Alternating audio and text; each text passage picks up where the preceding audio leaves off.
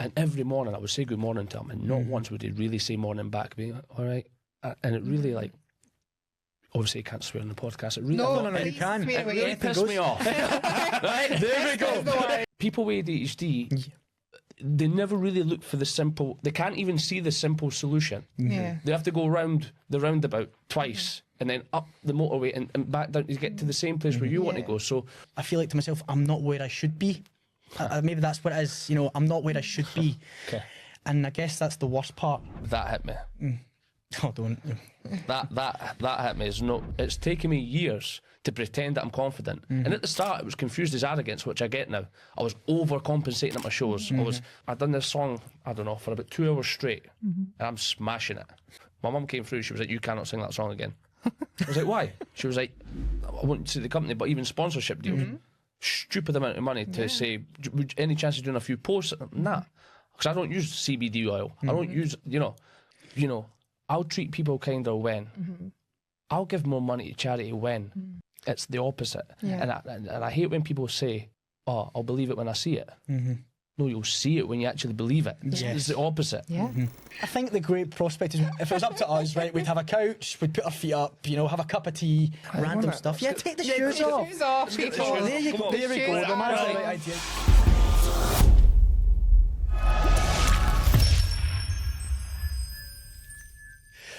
Hi there, everyone. Welcome back to the Hi There pod, and we are joined with Frankie Mack. Frankie Mack, and I have my co-star here with me, Molly.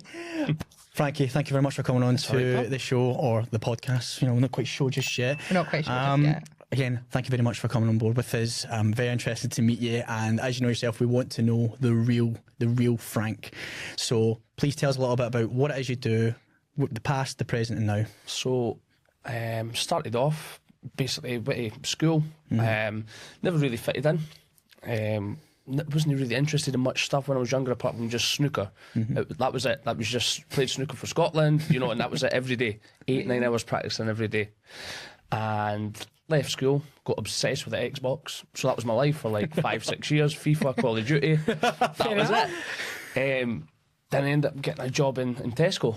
So after school, I always kind of kept myself to myself when I was at school, and never had really like communication skills, or couldn't really make eye contact with people or anything like that. Yeah. So when I got a job in Tesco, I was quite lucky in some respects. I just got a job in the checkouts. So all I used to do was just scan the stuff, beep, beep. That's 20 quid. Cheers, bye. But eventually I thought, I'm going to have to start speaking to people sooner or later. Yeah. So what I used to do was target myself like 2 or 3, maybe 5 people a day, just to find out their name. And that would take me ages, like, how are you? And, you know, where are you going today? And then eventually I would say, like, what's your name? And once I started to get people's names, they started to come back. And that's how I sort of built my confidence, because I've never been that much of a confident person. So got a job in Tesco, then I got a job as a car salesman, then I went abroad to work for TUI. What else did I do? Then I became an entertainer for TUI.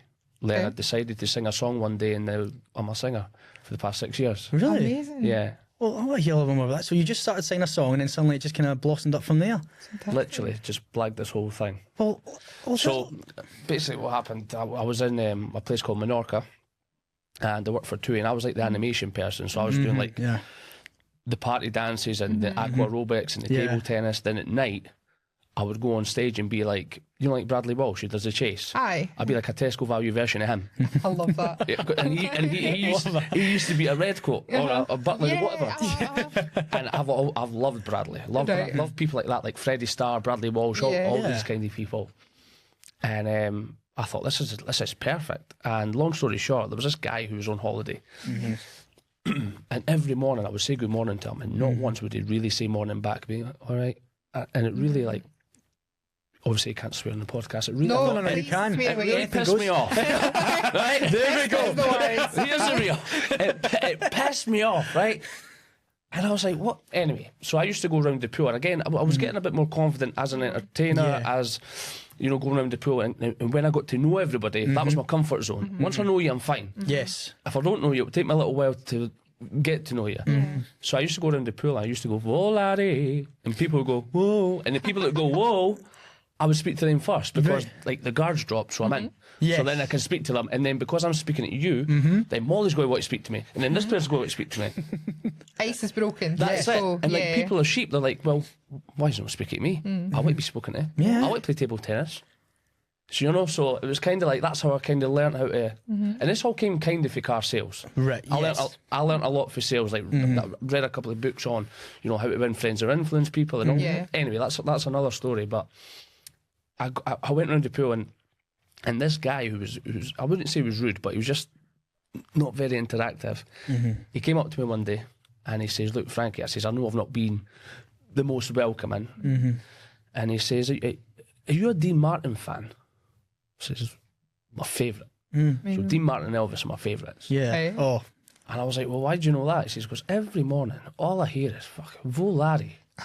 I was like, "All right." I said, "Is that why I've annoyed you?" He says, "No, actually, quite the opposite." He says, "My wife was a huge Dean Martin fan." All right. I said, "Oh, stupid. Where is she?" She passed away 6 months ago. I was like, "Oh, right, okay." So I never realised this. When I've never paid much attention, but he always bought like 2 whiskies, 2 cups of tea, 2 newspapers, and I never clicked. Right. Then he told me this story and he says, "Can you do me a favour? This is like I think it was his second last night." And he says, "Do you know a song called Little Old Wine Drinking Me?" I was like, "Yeah." It's like my dad used to play it over and over again in his car with this cassette. Honestly, it was on repeat all the time. And it was like, "I'm praying for rain." Yeah. I was like, "Right, okay." I kind of knew the words. He was like, "Would you sing it tonight on stage?" I was like, "Absolutely not." Oh, okay. I've never sang.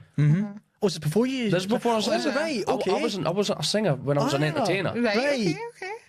Never sang. Okay.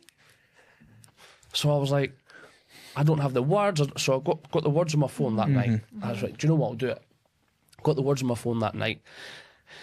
And I told everyone during the day while I was doing the games, like kind of like, "Look, this is going to happen tonight. Just even if I'm crap, just go and please like clap. It's for the guy." And like everybody, I knew everybody in the hotel anyway. There was like 500-600 people in this hotel. Yeah. I knew most people's names. Spent that much time with them, getting to know them. So everyone turned up, and then halfway through, just before the main act came on, Yeah. I was like, "Look, I'm going to do this song for, let's call him John." And I did. And after the song finished, everyone stood up and clapping. It was clapping John, and John was always in tears. And he came to the stage. He was like, "That's the first time I've really smiled in like 6 months." And I said to him, I was like, "If I can make you smile, if you going through that just by singing some Dean Martin song," I said, I'm going to become a singer." Yeah. Right. That was it. Then I learnt a song a week. So that I've learnt a song a week. like so that one moment made me a Changed singer. the trajectory Wow. of your whole life. And when I was a car salesman, people used to always say, like, "You look like Robbie Williams," yeah. especially when I go like. Yeah. There we go. Right. But I was just like, and I was never a huge fan of Robbie until I think it was my mum or dad. I think it was my mum actually that sent me a video. He'd done this swing album, and there was a song called "Mac the Knife." Yes. And I watched him and I thought, there's nothing he can do that I couldn't do apart from being able to sing. So my logic was like, if I just learn how to sing and I even made 10% or 5 or 1% of what he's ever made, I'm sound. Amazing. And that was it. My jaw's kind of dropped there, by the way. I Like, know, just listening this to is pretty- that story. But that is it. People think I'm exaggerating. Genuinely, that's how that happened. Like, and I've blagged this whole thing. Because from the day I started singing, I told people I'm going to have my own show in Vegas. I got laughed at for years. Oh, And then I performed in Tropicana Hotel. I ended up singing, I'm meeting Bublé and singing with Bublé at the Resorts World. And I'm not saying that to like name drop or what kind of I am. Yeah. But I'm not Name saying. it. Go for it. Let's do However, it. see if you really want something, and I used to not be a fan of like manifesting or law of attraction. I thought, what a load of crap. Honestly, it's like mad. See, when you raise your energy Yeah. and you start, creating these small wins for yourself. Like when I'm quite low in confidence, I really need to start simple, like having a glass of water in the morning, yes. brushing my teeth for at least 2 minutes, making my bed. These tiny wins genuinely build confidence because sometimes I'm like in fact, all the time I'm up and down. Yeah. And I never knew why, but recently I got diagnosed with ADHD. I'm 31 now, so I've had that my whole life, but I've always kind of thought I've been a bit weird. Do you know, it's really funny how the conversations that we're having quite a lot, there's 2 things that are coming out. One is manifestation, believe it or not, the other one is ADHD. You know, that a lot of us are going to, especially millennials, like we're going through life and...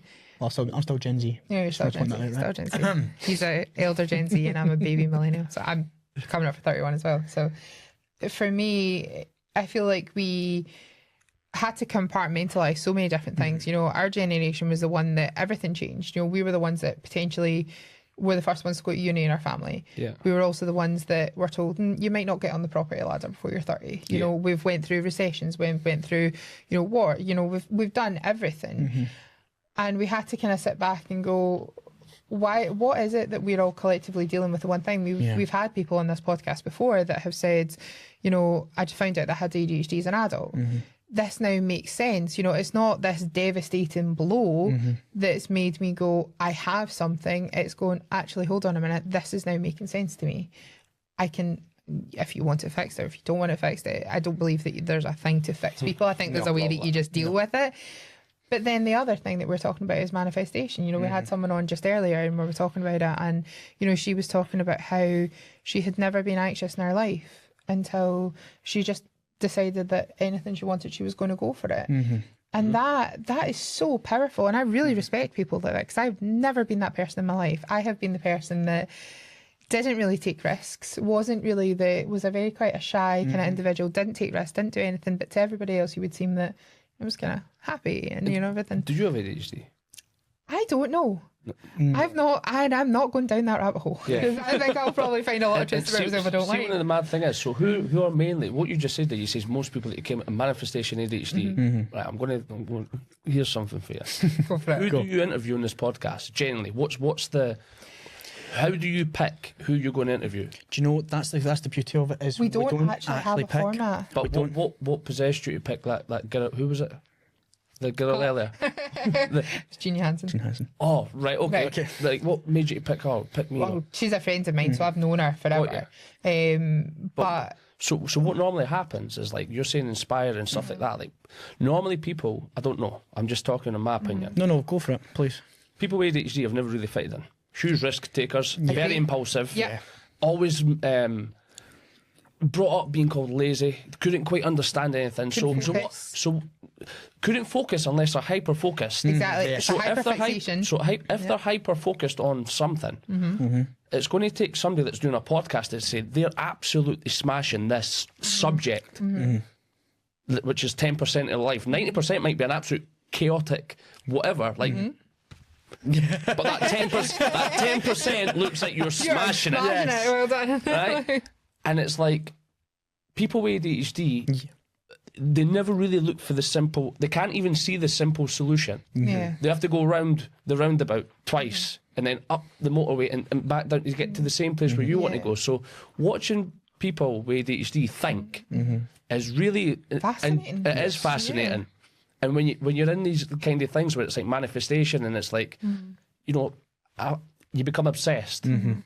Whatever it is, whether it's a manifest, because I became obsessed with law of attraction, manifestation, and I realise now when my energy needs to come up, I need to start doing things to not like myself, as in, like, I'll give you a for instance. Yeah. There might be times where I will say, you know, I'm getting up tomorrow 8:30, go to the gym. I might get up at 9:30 and go to the gym, but I've still lied to myself. And I know that doesn't sound anything, but it is. Do you know, there was something that I was reading a lot about executive dysfunction. You know, it's this kind of thing where you could have, like, I've said this is the third time I've said I'm very type A personality, you know. So it's like, if it's written down, I'm very kind of straight-laced. If it's written down, it gets done. You know, I am organisation. Everything is in the box. It stays in the box. Do not open that damn box. Like, keep that box lid shut. Whereas you, I wish I was you. like, for me, I'm like, I have to have everything sorted because I've always had to be that person. So I've always had to be the fixer. Like, I've always had to fix things. I've always had to be the one that, you know, He needs to be the planner. That's to be just the planner. it. You need to be the planner. You need to be organised. Whereas myself, Are you the opposite? Yes. As soon as I met you, I saw that. Like I am the opposite. Yeah. I like to just let things happen. Yeah. And I think that's kind of the whole key up to what we're doing is we want to just let it happen because things shouldn't be scripted. We want to know, because I feel like if things are scripted, they're fake. Yes. Right. That's the whole point. We just want to be the flow. Like right now, I'm crapping myself. Right. I'm wearing white jeans. I'm trying so hard not to fart in case I make a mistake. All right. That's just basically that. I'm just saying that. That's why I wear black jeans. But I guess going back to what you've just said there, and I can't. I see if you're saying that like you weren't able to talk to people, back in time, and then as you got older, you started to kind of develop this kind of sense of being able to speak to people with a little bit more confidence. I never would have got that impression of you. The fact that you've just told me that has just gave me a full, a wide range. Can I take it one step further? Yeah, please. Even now, if I've not got these shiny shoes on, Take them if off, I've not got this watch on, by the way. if I've not got this Frankie Mack shirt on, and I've just got a hoodie, pair of shorts going to the gym and trainers, I rarely speak to anybody at the gym. I've not really got confidence to go up and speak to, say, a girl I like, or a guy that looks fit, or, if I'm in this, easy. Do you feel like it's a uniform then? It's a Superman costume. When I was a car salesman, if I'd never worn my suit, I wasn't the salesman. I was a phone that just dropped. I wasn't the salesman when I never had the suit. If I never had my little Tesco badge, I couldn't say to somebody, next please. Impossible. But you become an identity. And when you shift your identity, you can, honestly, and I know this sounds a bit, but you can become anything you want. If you start believing and acting like the person you want to be, you will become that. And it's taken me years to pretend that I'm confident. And at the start, it was confused as arrogance, which I get now. I was overcompensating at my shows. Because I was never confident in my voice. So I had to do the extra Robbie Williams cheeky chappy, sitting on people, kissing people, to hide the fact that, do you know what, I'm going to miss this note coming up. I need to do something funny. But now overcompensating. It's far overcompensating. But now I've toned it down and brought the singing, so now it's at a better level. I've got more humour in my show. And it's more natural. It's more authentic. So it's more you. It's more me. And that's the way it should be, Frank. It should be more you. Massively. I mean, as much as you're trying to put on this persona that I'm an entertainer, I'm this, I'm that, deep down, you want it to be more personal to them and to yourself. And see, to be honest with you, the end of most shows, especially if I feel like there's like a younger generation sat somewhere over, because I love kids. I absolutely love kids, and the reason why I want to do what I do is inspire people. Like this is why this is the reason why I'm here, is because I want people to say, do you know what? He started singing 6 years ago. He told people he wanted his own show in Vegas. He got called like an absolute joke for the first couple of years. In fact, that's a lie. I'm going to go deeper again. Okay. The first year. We're going deeper here. We're going We're going to deeper. get the spades out now. And then By the way, call off your next appointments. So the first, say maybe 6 months a year, right? You'll get people that, that you're in your circle, you've got your friends, and you've got, you're smashing it. And you're not the best, but you're getting the support. Loving it. People in your hometown.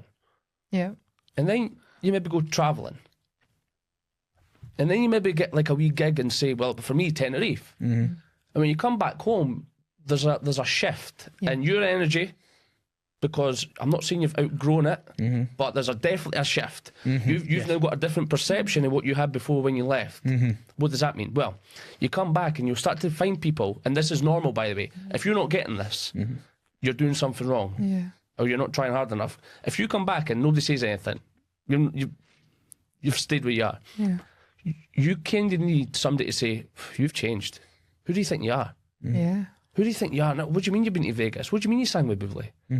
No, you remember you're from Leaf. We didn't do that here. I would do. I would do. Do you know? And people, sorry, but people hate this. People are like, oh, I don't want to talk about that experience, because what if people think, well, good? Let people say that, and then you're going to attract the people that actually want to learn from that. See, I made that mistake for years, because when I went to Tenerife, the first 6 months, a year, Frankie, try this bar, everyone's up for helping you. Everyone wants to see you do good, but they don't want to see you do better. I was just about to say that. Everyone is so happy with your success until your success is better than theirs. And here's another thing. My success doesn't take away your success. Exactly. Yours doesn't take away from mine. No. If anything, I think enhances it. Massively. I'm going to attract followers from your audience, you're going to attract followers from my audience. What's the issue?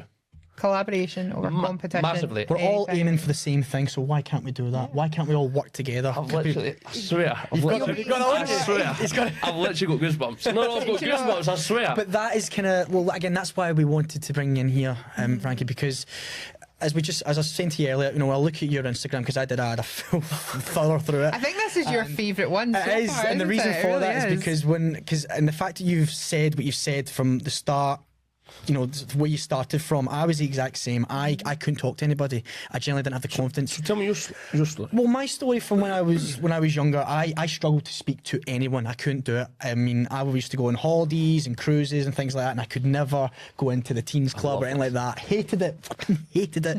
I was so scared. The only way I could talk to people was through sport. I was very good at sport. Yeah, I was a very good footballer back in my younger day. I'm still an athlete now. You know, I still do swimming, running, and cycling, do all that. But then that was the only way for me to talk to people was through sport. And when people saw me play football, they saw me do this or do that, or in the gym or running, etc., that's when people were like... Comfort zone. Yes. You're an expert. Well, I wouldn't say I'm an expert. No, people perceived you as that. Well, at one point, really comfortable. yes, but that was my way of kind of expressing myself. You know, I wasn't a good dancer, I wasn't a good singer, I wasn't good pretty much... No, to be fair, your singing in the car is not that bad. I mean, do you know what? I might even take a leaf out of your book, by the way, because the fact that you told me that you sang one song and then changed everything... I might, you never know, I might just give it a try just to see. And I don't see what's wrong with it. But the fact is, I was looking through your Instagram, and when I look at you from your Instagram perspective, this guy's confident, this guy's this, he's that, he looks great, he looks incredible, his style's amazing. But again, is that the real you? It is kind of now. Mm-hmm. There's more of a, how do I put it? There's more of a balance between Frank McDougall and Frank McDougall's my real name. Right. Frank McDougall and Frankie Mack. There's more of a synergy. Oh, what a word that is, by the way. Love that. What was it? There's been every podcast we filmed today. There's been at least one word. There's been one word that's came out and been like, ooh. We're going to put that as the title. That is going to be the title. Synergy. Like I've just thought of another good one. I'll use it. I'm going to use it later. I'm going to use it later. Right.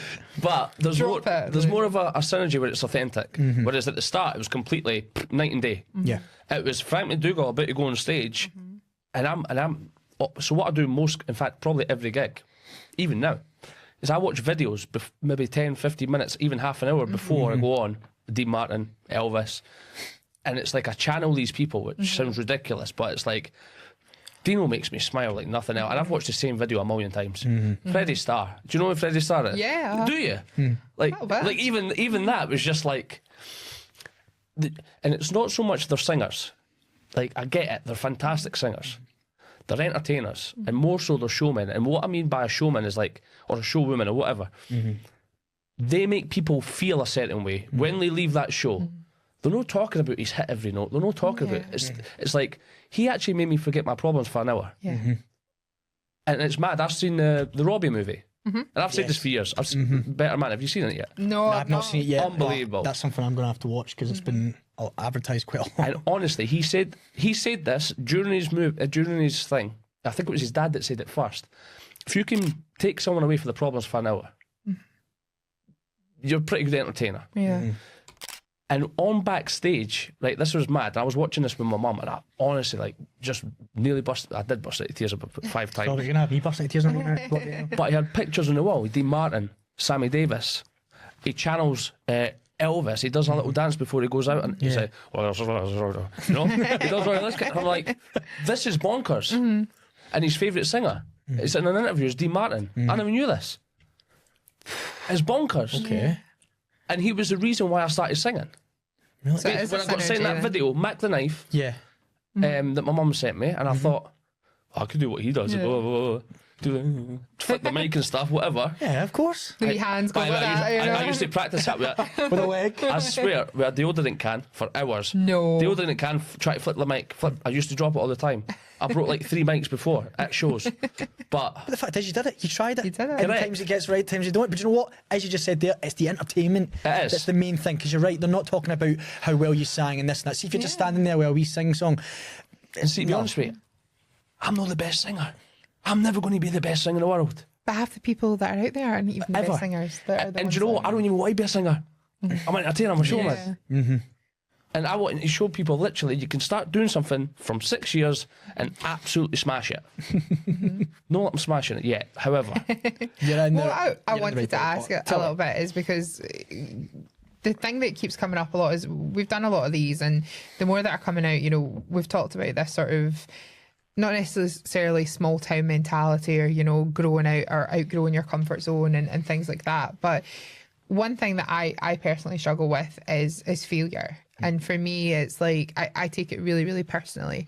So for me, like if something happens, like if I get sacked from a job or if I lost a client or, you know, something, I take it really personally, or whether, you know, it's been a breakup or something. And you know that, you know, the steamy starts talking, you know, it's that kind of thing that starts talking, and you never really want that to get back. And we had a guest on earlier that was talking about, you know, how Instagram is like a highlight reel, you know, it's this kind of thing, you know, and it's one of the things that we are trying to break down into, you know, we're all having bad days. For you, you obviously have to then go and put on a show, you know. So if you know, I get sacked from a job, if I get broken up with, or if I can hide and I can look as ugly as I damn well want to and ugly cry, and nobody's going to know. And I can put up a picture on Instagram the next day and nobody would know the difference.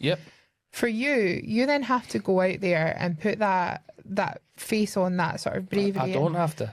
You don't? No. I love it. I love that.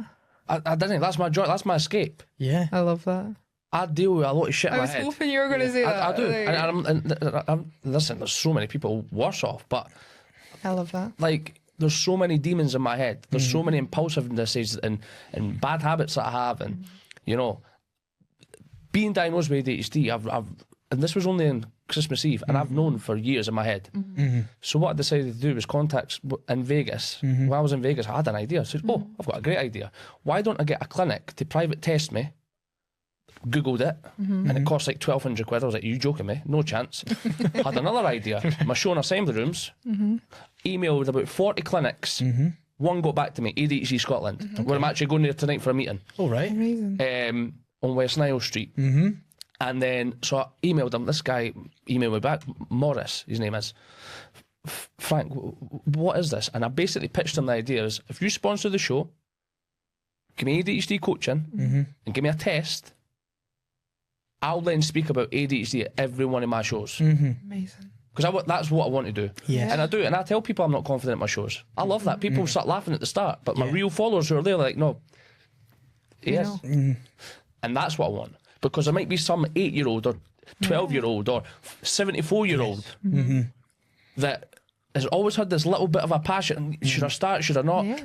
And they've always said the same thing as well. What if I fail? No, you want to fail. Yes. And I know that sounds like ridiculous. No, I love it. More times, like I've probably failed more times than you've tried. Not you personally, but I've failed more times than you've tried. I know exactly where you're coming from. Yeah, you need to fail in order to learn. And the reason why I've learned how to sing is because I've hit so many bad notes that it was embarrassing. That it was like, oh my God, I can't even sing the song again. Even my mum said that. Mum's been dropped. Shout out to Mum. So I got offered a show in Tenerife. This is how I managed to go to Tenerife, by the way, by a company called Romantic. Okay. This woman called Emma contacted me and she says, you know what? We've got this opportunity in Tenerife. I know you do a bit of swing, but we're doing an 80s disco tribute. And I've never wanted to be a tribute to anyone. However, I thought, there's my foot in the door here. So they sent me a set list, and I had these speakers in my house, and I'll practice, whatever. Yeah. So there's a song by Tavares or whatever they're called, by Heaven Must Be Missing an Angel. Yeah. There's one angel. So honestly, I didn't listen to all these songs when I go. I only know it from Charlie's Angels. That's honestly, the and I'll tell you, right? I've done this song, I don't know, for about 2 hours straight, and I'm smashing it. My mum came through. She was like, "You cannot sing that song again." I was like, "Why?" She was like, honestly, like, it's ridiculous. You're so bad at it. Oh my God. No, honestly. And I was like, Mum, I'm absolutely smart. See, watching that video back now, oh my days. It was horrendous. And I thought at the time, smashing it. Yeah. Doing all the all the dance. Clueless. No. Absolutely clueless. But it was maybe that bit delusion and a bit, Yeah. I thought, I don't know. But what were we talking about? There was a reason why about failing. Failure, Yes. About failing. Yeah. And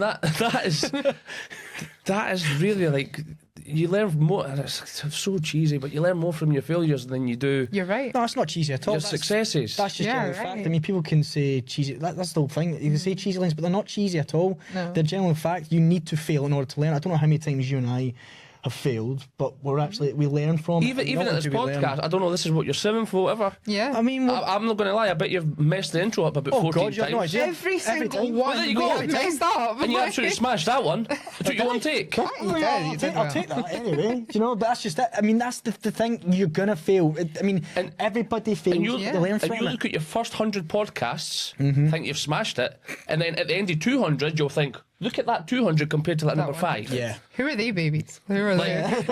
And then, but you use that journey Yeah. to then promote somebody or help somebody else Yeah. that's starting a podcast. Do you know, I always think about it like my background's in marketing. So when I first started, I always think about, you know, the type of campaigns and things like that I put out.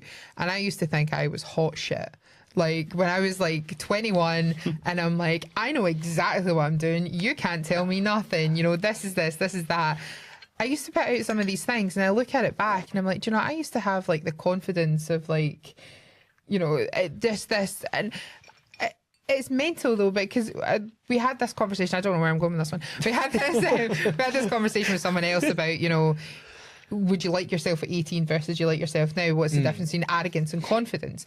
As, you know, a 30-year-old, I can go, no, I'm actually settled in what I know because I've learned my trade. This is my talent. I know what I'm good at. Therefore, that's why you should listen to me. As an 18-year-old, I would just go, you should just listen to me because I told you to. Like, In your opinion, what is the difference between arrogance and confidence? oh, funny one. Because I still probably do, but less now. But I used to. So what's the difference? I would think faith would be the difference, because with arrogance, I don't think there is much of a difference. With arrogance, you believe it. You believe yourself to be that, but with confidence, you know that you're that. Oh, I love that. Oh. No, But I'm not. But they're not. that's it. But for me, for arrogance, it was, even if I was projecting, even, you know, if I went into a room and I'm going to Olivia Pope this shit, you know, that if anybody watches Scandal, that's my hyperfixation, right? But, you know, I would walk into a room thinking, you know, I own this room, I know what I'm doing, you should sit down and listen to me. Confidence as an adult, I look at it and go, right, I've spent over a decade in my career. If you want to use me, If not, Yeah, whatever. if not, I really don't care at this point. Do you know what's the most powerful thing? Being able to say no to somebody. Oh, yes. As in, like, money or, Yes. for me, a gig. I've been offered Yes. soap or even, I won't say the company, but even sponsorship deals. Stupid amount of money to say, any chance of doing a few posts? Nah. Because I don't use CBD oil. I don't use, you know. But It's not authentic to you. No. And to be honest with you, I know this is mental, but like I do actually really care about money. I want to enjoy shows that I want to perform at. That's really it. This is coming out quite a lot. We had a conversation earlier, which was in an earlier podcast which will probably be out before this one, where, you know, we were talking to someone who is a self-employed guy, you know, freelance for a long time, has his own company, and you're right. There's a point where you stop bending over backwards, saying yes to things that, you know, you look and go, why did I ever do that job? I mean, I look at clients that I had, and I guarantee you none of my earlier clients will ever watch this. But, you know, yeah, I hope they don't. But, you know, there's clients that I look at that I had in the start, and as much as, you know, they paid my mortgage, they were my bread and butter. I took so much shit for so little that massively. degraded me as a person, and then going, I would never do that now, whether it's a, you know, a relationship, whether it's a client, whether it's a situation, you know, it just, you go, I put up with too much shit for too long. Money's not everything. Well, do you it's not.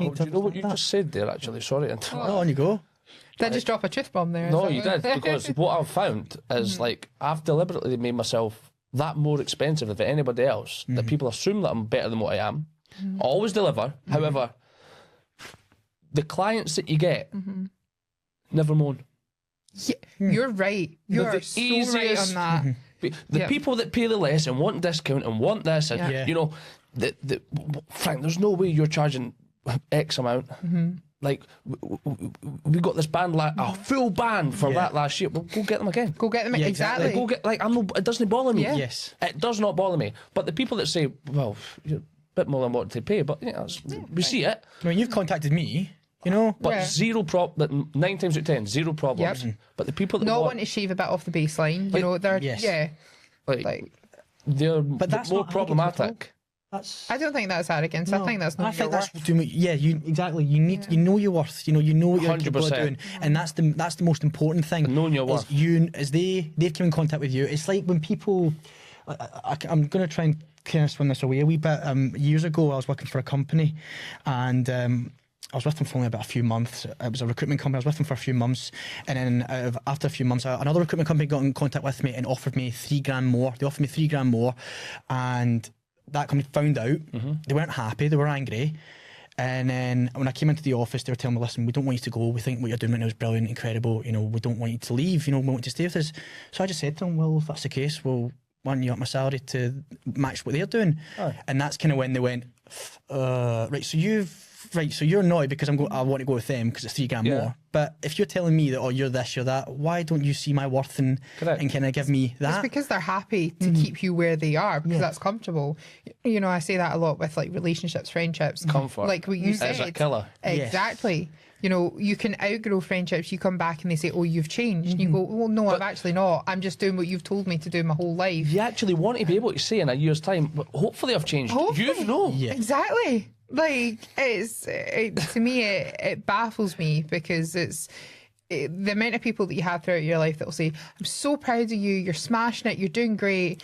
And then when you actually do something that kind of moves that needle a little bit, they come back and they say, oh, why did you do that? Oh, I'm not happy with that. And you're like, no, because you're uncomfortable. Yes. And that sounded really arrogant. I know that sounded really arrogant. By the way, it doesn't. And there's going to be so many people watching this podcast that can relate to this. And probably nobody really says it because it's like, can you say this? Can you? But you're absolutely 100% right.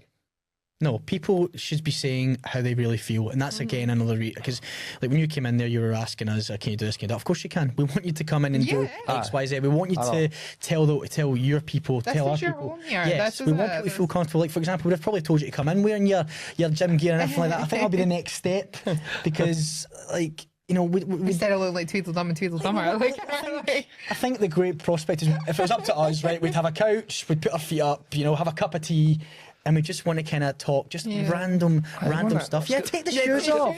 There you go. There we go. The man's the right idea. He's got the feet up now. Right, so and that's the way it should be. No, I'm being serious. Get your feet up. But you know, I guess that's it. We're bottle fed now, aren't we? These days, when it comes to the whole social media so scared things. To come out of.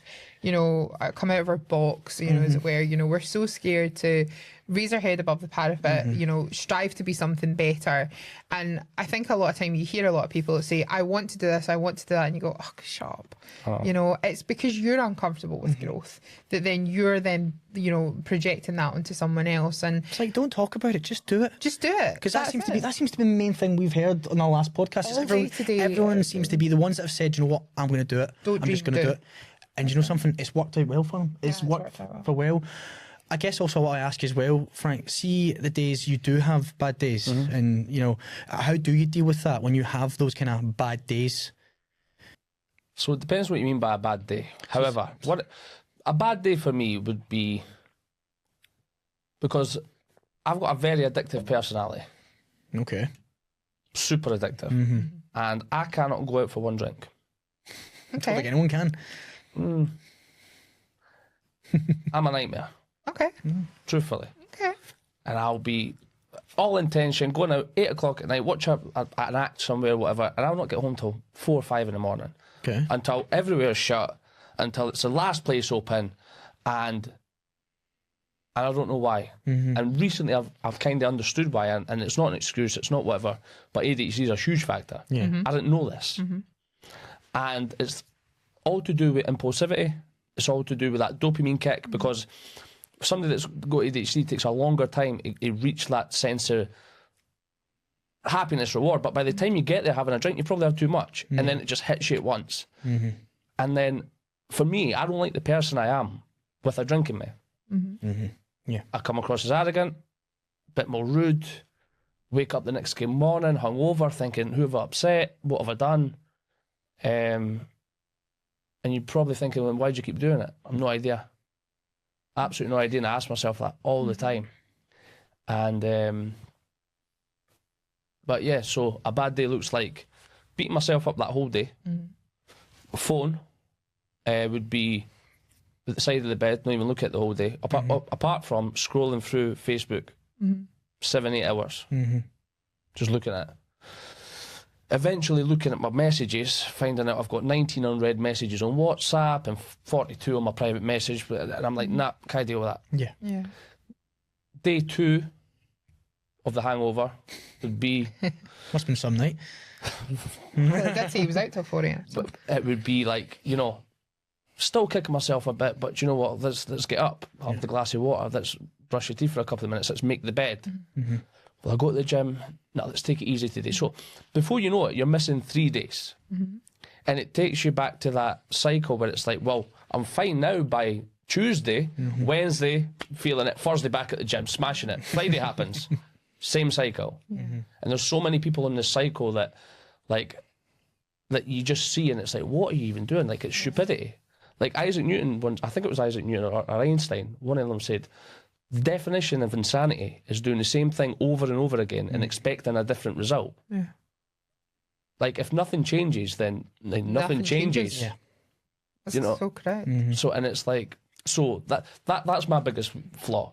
If I could change anything in one life, I would literally just click my fingers and just never drink again. Massively. Wow. Wasn't expecting that to touch me like that. Yeah, No, that's... definitely.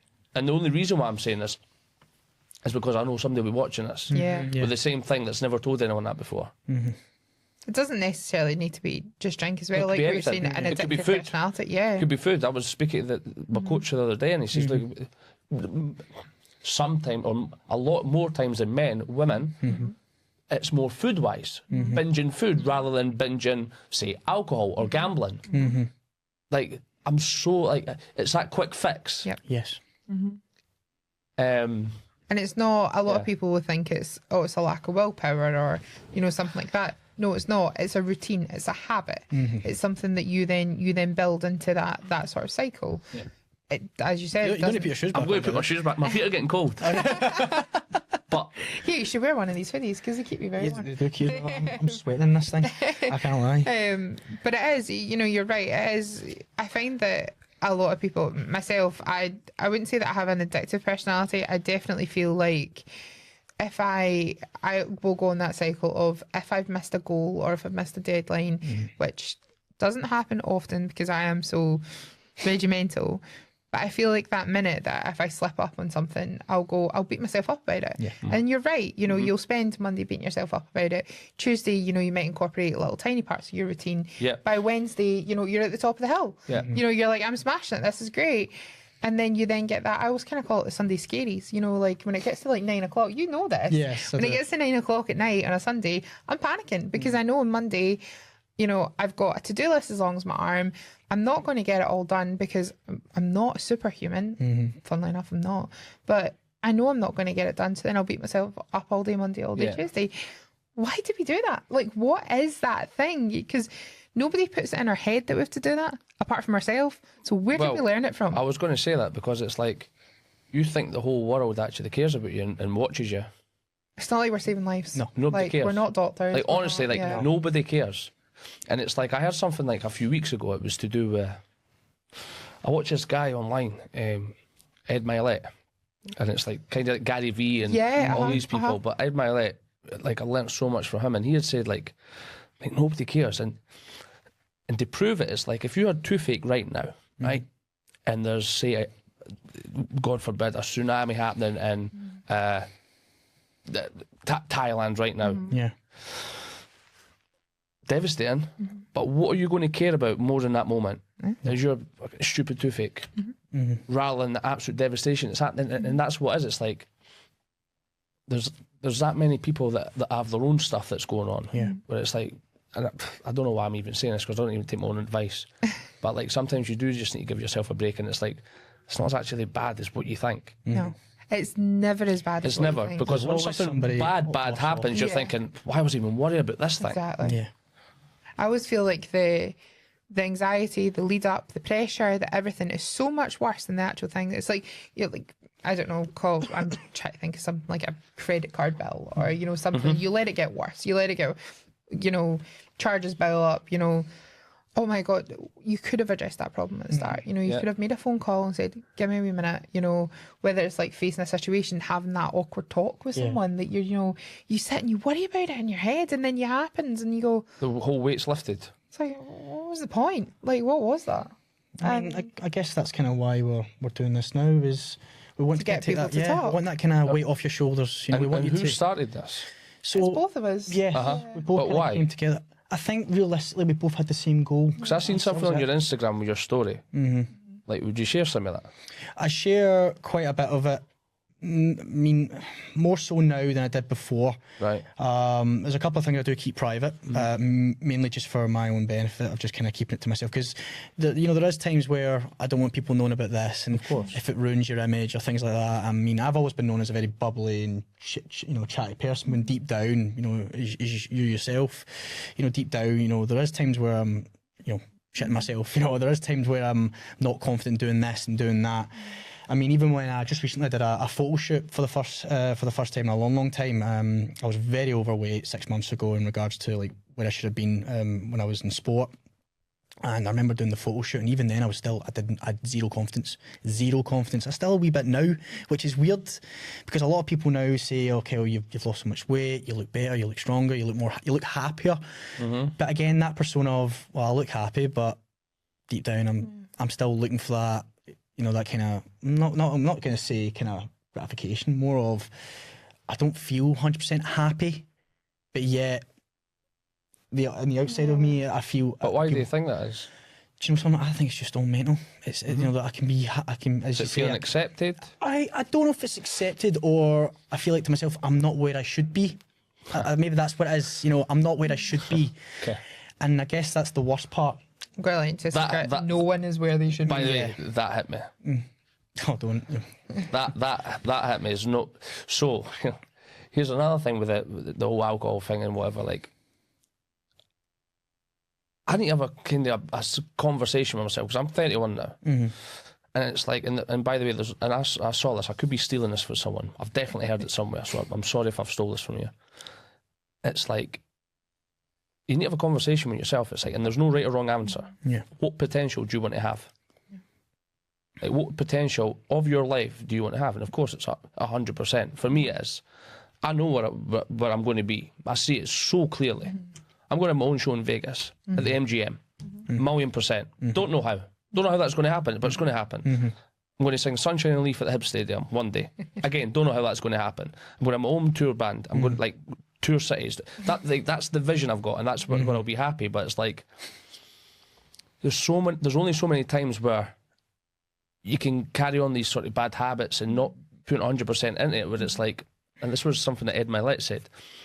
It was like, when my time comes or whatever, like his biggest fear was to meet his version of himself upstairs, right? Yeah.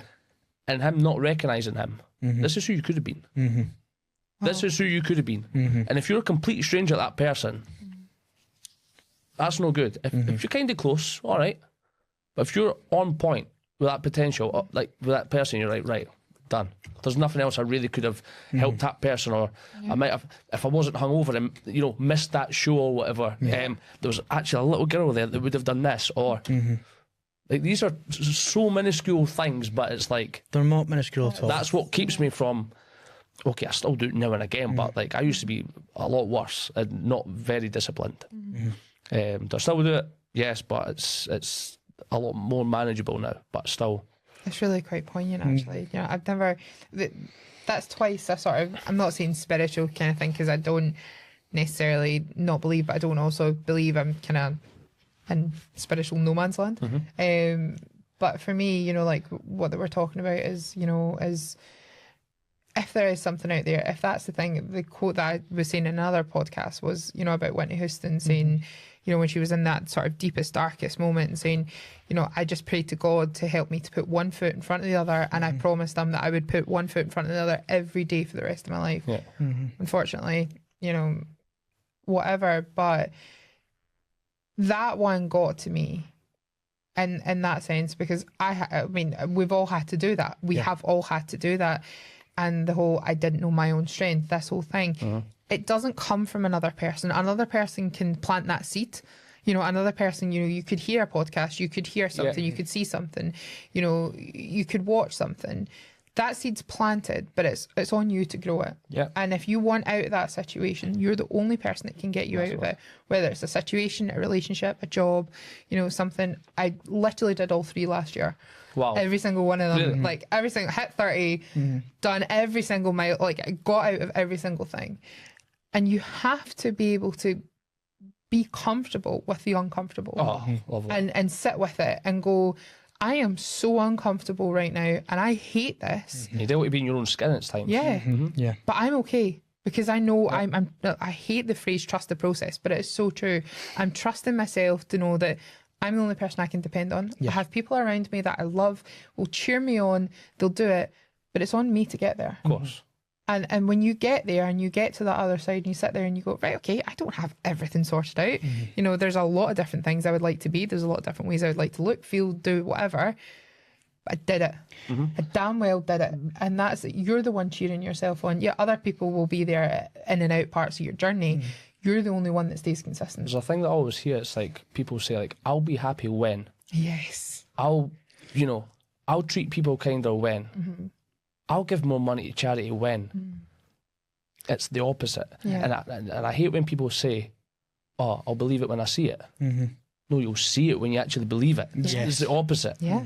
Once you see it here and believe it here, it will happen. Yes. Totally believe that. And that... Because I believe that. you're the- And I see that. You're the only person that has that thought. Do you know when people say, like, follow your dreams? And I've always thought about this in a different way. Follow your dreams. You're the only person that can see that image in your head. It's been planted for somewhere. Yes. You've not made it up. It's in there for a reason. I've always believed that. Follow your dreams. Because I can't see what's on your head. I Like, can tell you what it is, I know. but I'm the only one that knows what it looks But like. even if, I was going to say, Sorry. if you told me what it was, it probably wouldn't even be the same vision. Yeah. Do you know the shows I've done at assembly rooms? When I shut my eyes on my last song, was exactly the response I was going to get. The same lights, the same band. Everything was exactly how I planned it. Yes. I didn't even know I planned it like that. It was just there when I shut my eyes, go into my bed and visualised it and visualised it and visualised it. Same with Bublé. Visualise singing with him, visualise, met him by a swimming pool randomly. And then, and I asked him, like, can I sing with you? 100%. Came over, done a little bit of Fever and whatever. And the couple that I stay with in Vegas, I'd only seen Bublé once, and they were at that show, and I met them 2 years later, and they had that video of me singing on the phone. Wow. Bonkers. I May the love 4th. things like that. I love it when you have that sort of serendipitous moments that it's like, Oh, what another word as I well. know. Be- You're on fire today. I swallowed a thesaurus this morning. I'm sorry, what? Sorry. Oh, right. That'll be on the extra cut of that tonight, though. I think you're being a bit facetious. Good one. Good That was my word from earlier. Was it? Have we got any water? It's not just these hoodies that are hot right now. Oh, for goodness sake! Right, back to the task at hand. I was having a really magical moment there. So was I. Ruined it. But Yeah, it wasn't my mind I that have took to us say, out of it. Sorry. do you know something? I love it. I think I agree with that. I agree with the fact that you know, it's you that holds yourself back. Do you know? And I've always had a theory. I'm 28.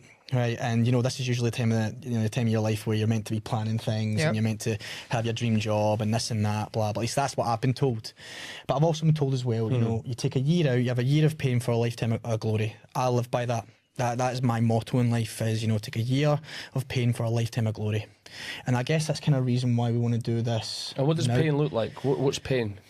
I mean, That's a good It question. takes a variety of forms. I guess it takes a variety of forms. I think one of them would be failure. I think for me, I feel like I've let a lot of people down in my life. I'm people trying down? to get like sympathetic there, No, that's the whole point of but it. I mean, I've always had ideas in my head, but you know that way in the back of me, like, someone's already got that idea, I'm not going to bother doing that, or that's a stupid idea, Kel, why would you even think about that? And it's that self-doubt. It was kind of like when this originally started way before you and I met, in regards to like my thought and process of what I was going to do with it. But each time I did it, I was like, this is not going to work. It's not going Well, to we work. both had the same idea. Yeah. Looked very different for the two of us, and then when we both decided, look, Are you together? Oh, right, say no more. Right, got you. I mean, we've both been kind of through the You've same. got a really good energy, like We've a both really been through good. the same thing. Do you know, we've both been through the same thing, and that's kind of the reason for this is and bringing guests on is if you've been through it, 100 other people have been through it as well. It's not just yourself. You're not the only person that's going through a struggle. There's millions of people are going through a struggle and going through the exact same thing you are. You know, they don't believe in themselves. They don't want to do this because of X, Y, Z, because of what people are telling them. No, if you want to do something, you go out and do it. You know, you go out and do it. Give it a try because you just never know. And as you said, you went for a sing, and look where you are now, just from that one mental. thing. It is honestly mental. And it's probably one of the most. I actually never really tell that story. I'm glad you I did. never tell that story. Well, really. I think you should. I think you should I think more you tell should, that more often. definitely. I really do. I think you should. It's one moment that changed the entire trajectory of your life. Max moments. Max. Oh. It's a Do you work in podcast. marketing? Because you should. But, you know. Max magical moments. Oh, stop it. We're getting all tingly here. That's what this is. Aye. But, that was that thesaurus that was swallowed earlier. I should put the tag on now. I'm glad you never said dictionary. Oh God, what went? What went? Oh, was it light? It's okay, we didn't break anything. That's the main all right. thing. Oh, That's all goodness right. gracious. Oh, it's getting a bit tense. It's getting a wee bit, yeah. Oh, wow. Wow. Anyway, I think we'll kind of give us a wee Yeah, wrap I up, think we will give it a wrap but I think what we like to know, Frankie, I think what we want to know is to another person, right, and where you've came from when you started to where you are now and to where you're going. What would you tell somebody now that you've learned through the journey that you've been through? What would you tell them? Only thing you can do is genuinely go for it. And it's like whatever you've got in your head, no matter how stupid it is, no matter how, even if you've got this feeling. What I've always went with, and this is, I don't think this has ever let me down, is when I've went against my gut, I've always been wrong. And I don't know what your gut is, I don't know what your intuition is, I don't know what it is, but you always get that feeling when you know something's right or you know something's wrong. And even if something logically seems, what will people think about that? What will my parents think about that? What will my mates think about that if I you know, do something or work as this person, or do, it doesn't really see if it feels right to you. Just try it. And the thing is, we try and stuff like you are going to find things that you think is going to be pish, that it's going to be rubbish. But at least you know what you're not going to be. Yeah. Let's swim through the stuff that you're not going to be, and then eventually you're going to come across something where it's like, fuck it, I love this. So I've now came across singing, diagnosed with ADHD, and the reason why I want to get diagnosed with ADHD is because my coach says, well, let's get you medication. Nah, I just wanted a certificate. That was all I wanted, was a report so I can speak about it. Yeah. And he's like, you're bonkers. No, I think you're right. I actually wanted it. He said, out of the years I've done this, nobody's ever wanted ADHD. I said, I want it.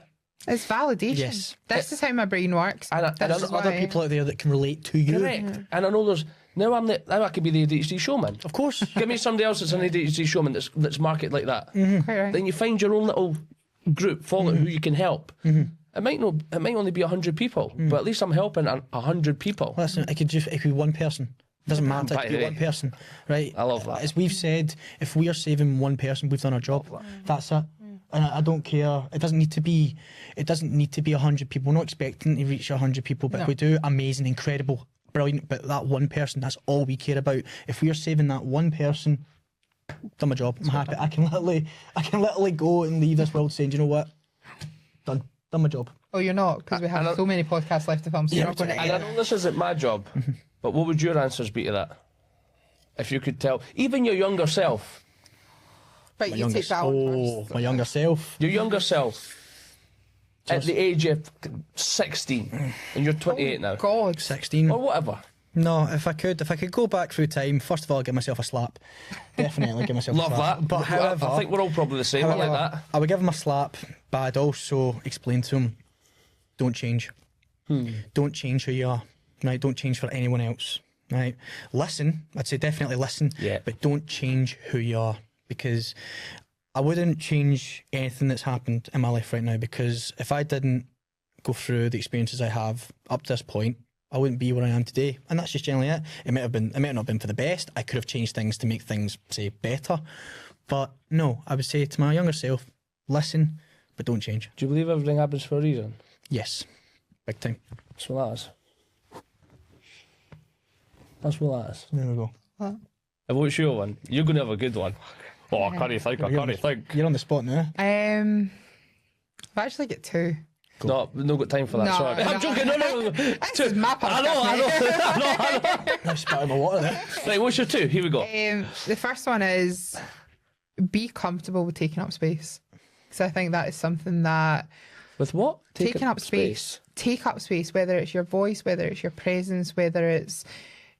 Do not be scared to be solid in that moment in anything. You know, if you truly believe in something, do it.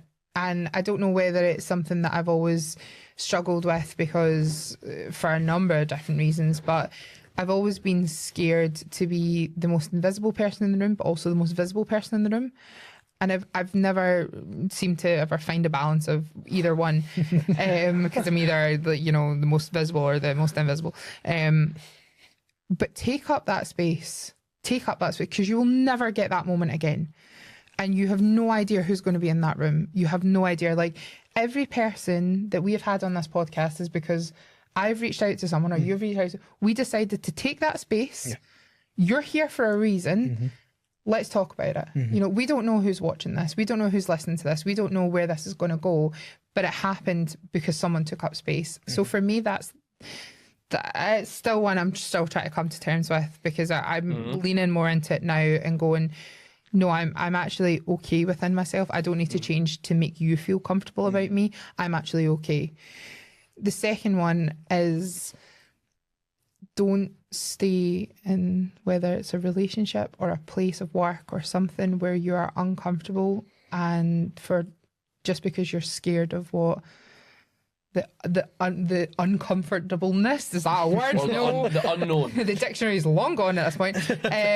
Maybe the unknown. Yeah, the fear of the unknown. Do not stay in places where they are for too long, because I've wasted too long of my life in the same place, and I've lived more in the last year. I mean, as much as I say turning 30 was an absolute clusterfuck of things that happened, I've lived more in the last year than I did throughout my whole 20s. Lovely. And I might not be where I want to be and whatever, but for me, the personal growth in that was insane. Do you know, like, you just realise like who you can help?